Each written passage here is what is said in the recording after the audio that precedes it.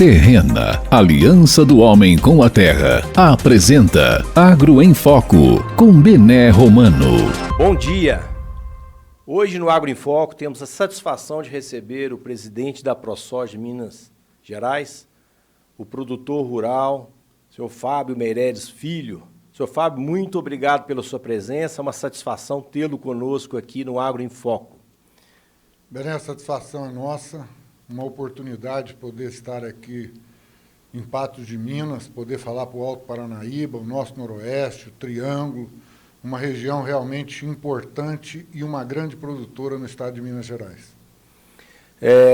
O senhor assumiu juntamente, com outros diretores a ProSoja Minas Gerais em 2021 e a gente sabe da representatividade que a Associação dos Produtores de Soja tem no Brasil, tendo a soja como o carro-chefe nas exportações brasileiras, o complexo soja. Como é que o senhor vê hoje a produção de soja nessa safra verão? O pessoal está colhendo soja ainda, já está com milho plantado. Gostaria de ouvir a sua opinião, a sua informação, tendo em vista que a gente já tem alguns números em que alguns consultores de mercado, inclusive a Conab, já está detectando uma quebra na produção. Gostaria que os senhores falassem para nós em termos de Brasil e Minas Gerais e região, por favor. Esse assunto é um assunto que a gente já vem debatendo ele há algum tempo, principalmente por causa das questões climáticas. Esse alerta já vem sendo feito desde junho, antes do plantio da safra. Nós tivemos aí estamos vendo aí a mudança climática claramente e a alteração do contexto no mundo todo.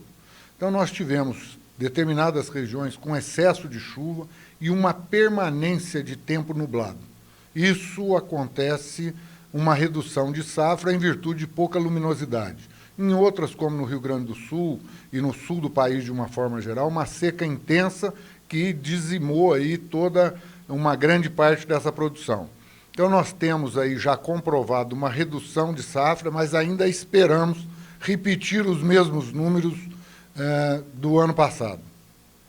Nós não vamos ter a mesma produtividade, mas nós tivemos um incremento de área de entre 8% e 10%, mesmo que não seja, vamos dizer assim, de grande potencial, porque é o primeiro ano dessas áreas plantadas, assim mesmo ela vai responder com alguma produção. Então, vamos torcer para que esse número realmente permaneça estável como o do ano passado, porque o complexo soja não é só soja. Ele representa carnes de vários, acabamento de carne, frango, peixe, leite. É uma cadeia produtiva que a cadeia da soja produz. E você tem aí as cotações de cultura, que entra o milho safrinha. Então, nós temos aí um problema a enfrentar e resolver da melhor maneira, porque a população brasileira precisa de alimento de boa qualidade na sua mesa e em grande quantidade, para que a gente tenha um preço mais barato. Como é que o senhor vê essa influência do clima no plantio do milho safrinha? Teremos efeitos negativos em termos de área de milho safrinha? As informações que nós temos até agora é que há praticamente a mesma quantidade de plantio até o dia 28 de fevereiro do que o ano passado. O que nos coloca em uma questão assim de meio apertada é que as informações que nós temos do clima é que a partir do final de março nós vamos ter um clima frio e seco. E se for frio e seco, possivelmente essa safrinha também vai ser, infelizmente, muito aquém do que se pode esperar. Falando aí de tendências futuras, como é que a ProSoja Minas vê o reflexo dessa crise geopolítica que acontece lá na Europa entre Rússia e Ucrânia? Qual o impacto que ela pode ter no agronegócio brasileiro e, claro, refletindo aqui também para nós em Minas Gerais? Olha, esse problema ele já vem há algum tempo antes da guerra. Nós já vínhamos com alguns produtos desabastecendo o nosso mercado. Faltou aí uma série de produtos químicos, faltou um pouco de fertilizante e agora se agravou com a guerra na Ucrânia. nós temos os contratos firmados com a empresa, mas o que a gente vê é que o sistema logístico, por causa da guerra, está impedindo ou vai impedir esse tráfego normal de produtos. Se isso ocorrer, infelizmente, nós vamos ter alguns problemas, porque isso aí representa das nossas importações entre Rússia e outros países ali em volta, em torno de 30% do que nós utilizamos nas lavouras. Isso comprova os alertas que vêm sendo feitos, que o Brasil, um país totalmente agrícola, não pode depender de fertilizantes do seu insumo básico de produção. Então, essa é uma situação que, vamos dizer assim, nós temos projetos que estão aí correndo desde 2012 ou 2015, alguma coisa assim, para exploração de áreas com minério tipo cloreto de potássio na Amazônia e que está travado por uma questão ambiental. Aí nós temos os problemas com os ambientalistas, e isso é problema mesmo, só que é um problema do país, é um problema da população, porque a falta de gerenciamento e a falta de estrutura para que a gente possa realizar e desenvolver os projetos nossos internos, para que a gente possa ter uma comida na mesa do povo brasileiro com boa qualidade, com baixo custo, é uma situação extremamente extrema para o país.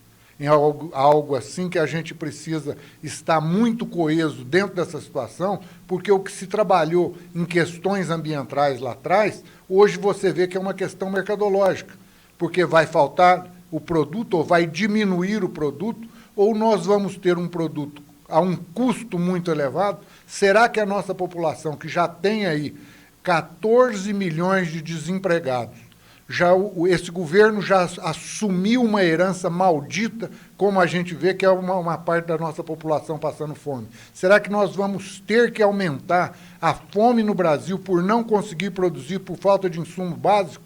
Então, isso é uma barbaridade de gerenciamento que faltou dentro das estratégias de governo e das entidades aí que fazem parte desse conglomerado, de fazer aprovar as legislações necessárias para que nós pudéssemos nos tornar independentes.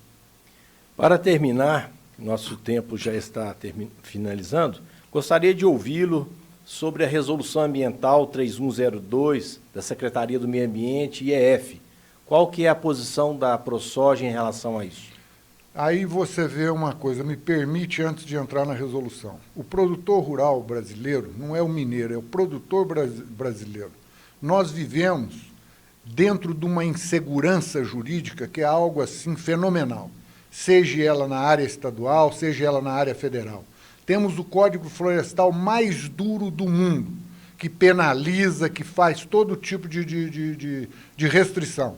Agora vem uma resolução que coloca o produtor mineiro dentro de uma insegurança jurídica e colocando ele como uma pessoa que está no erro, permanece no erro. Então, nós estamos contra essa resolução, estamos trabalhando, tivemos uma reunião extremamente importante com a Federação de Minas e diversas associações de cafeicultores do Noroeste, do Triângulo Mineiro, do norte de Minas, e mostramos ao secretário de Desenvolvimento, junto com a secretária de Agricultura, Ana, e a secretária de Meio Ambiente, que essa resolução tem que ser suspensa e nós temos que trabalhar de uma forma proativa, porque a questão ambiental, hoje ela se tornou mundial, mas muito dessa questão mundial é uma interferência comercial dentro das questões brasileiras. Porque se nós temos leis extremamente pertinentes, que servem de exemplo para o mundo, ainda vamos ter nós mesmos nos penalizando. Isso é um crime contra o povo brasileiro. Então, as pessoas precisam passar a ver que não é um gabinete que pode dar uma canetada. Tem que ser um técnico realmente experiente, que conheça a realidade do campo, e não simplesmente dar uma canetada dentro de um gabinete, falando que a lei, a partir de hoje, é assim, e deixa de ser ao contrário, e te coloca numa ilegalidade. A lei não foi feita para punir retroativamente. A lei foi feita para melhorar a situação. E aí a gente vê que muitas vezes ocorre num formato errado, num governo de Minas Gerais que tem sido proativo, tem tentado atender a população mineira, o governador tem feito um bom trabalho, dando uma linha geral de administração, de gestão pública, bem transparente. E aí a gente entra dentro de um processo retroativo.